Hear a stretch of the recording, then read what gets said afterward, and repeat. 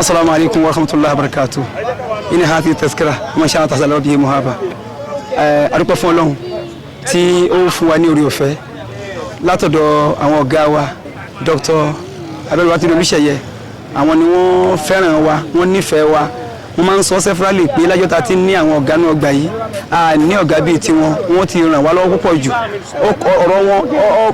asama kama dúpẹ́ fọ́lọ́run ká sì máa múri fáwọn náà wọ́n ṣe dáadáa pẹ̀lú wa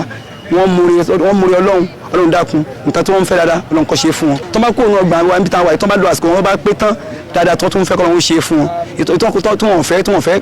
kọ́lọ́run lè jìnà sí wọn kọ́lọ́run gbé wọn lékè àwọn ọ̀tá wọn èyí tó fojú wọn èyí táwọn mọ̀ èyí tí wọ́n mọ̀ ní àwùjọ tí wọ́n wà tí wọ́n pèsè tó ń ṣe lẹ́yìn iṣẹ́ akẹ́kọ̀ọ́ tó tún ń ṣe yìí kọ́lọ́run kó dúró tì wọ́n kó wà pẹ̀lú wọn kọ́lọ́run kó gbé wọn borí. èrò wọn hídì ni a ti kíta yìí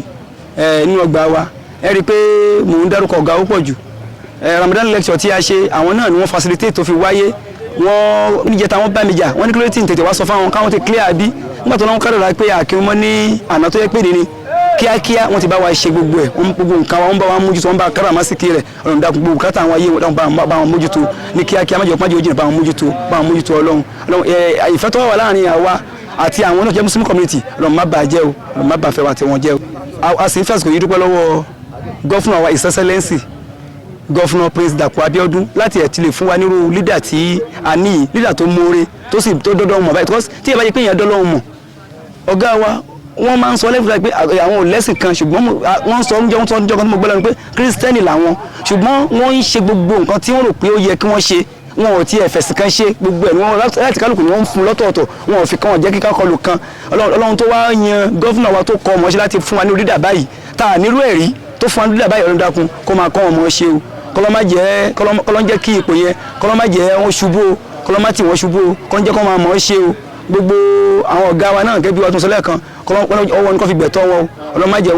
jẹ́ wọ́n gbẹ̀tọ́ wọn lẹ́yìn wọn àtàwọn management tí wọ́n ń kún ọ̀gá lọ́wọ́ tí wọ́n jẹ́ kó máa rí dáadáa ṣe Ọlọ́run dáhùn kó dúró tẹnì kọ̀ọ̀kan wọn Ọlọ́run má balẹ̀ àtọ̀dọ̀ wọn jẹ́ o torí kọ́lọ́wọ́n wo àṣẹ tó wà nù àwẹ̀ tá a ti gbà fún odi ọgbọ̀n ọdún kọ́lọ́wọ́n jẹ́ kí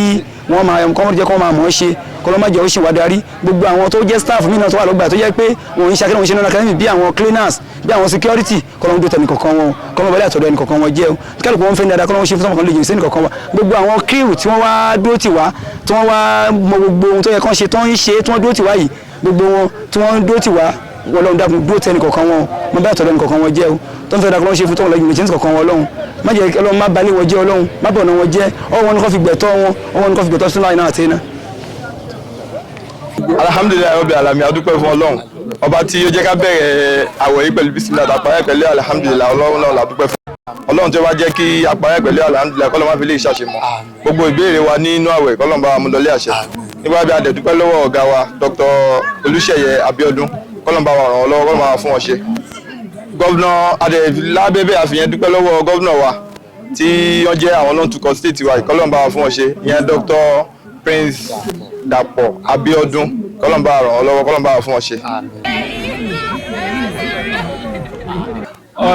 All thanks and appreciation to Almighty Allah for the successful completion of this 1445 AH Ramadan, and it's a special thanks to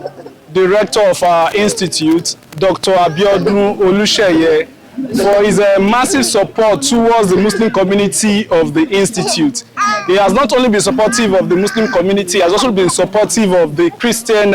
association on campus,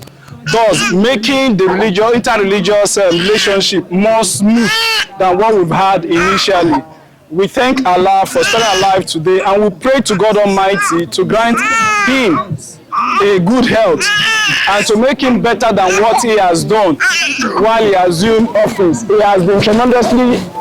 wonderful since his assumption of duty, and we pray God in his infinite mercy will continue to grant him more wisdom to bring up his developmental agenda into the institute. We also appreciate the Imam, Mr. Azan Fatai, for the wonderful job he has been doing with the Muslim community. It is our sincere prayer that God Almighty will continue to bless him and all the Muslim community at large.